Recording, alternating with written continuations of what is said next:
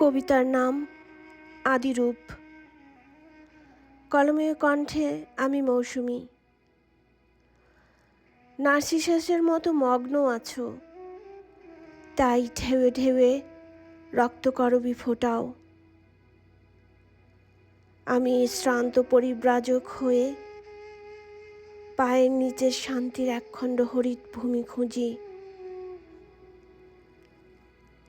Cornea ঘেঁষে চলে গেছে জলপাই বাগান, তোমার নাতিশীতোষ্ণ কল্পনা অবধি।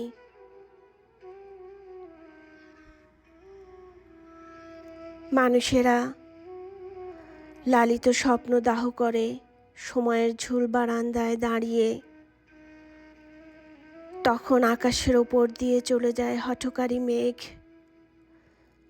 যার ভাঁজে ভাঁজে বৃষ্টির বাজুবন্ধ।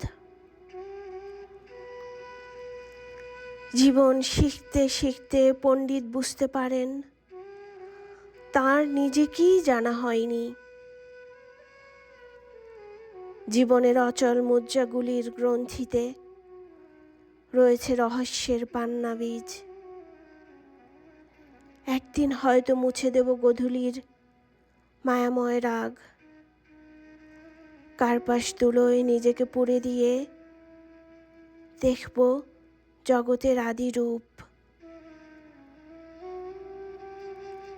এত আলোর জৌলুস চারিদিকে, আবার ঠিক ততটাই শূন্যতা মানুষের মনের আন্দিসে।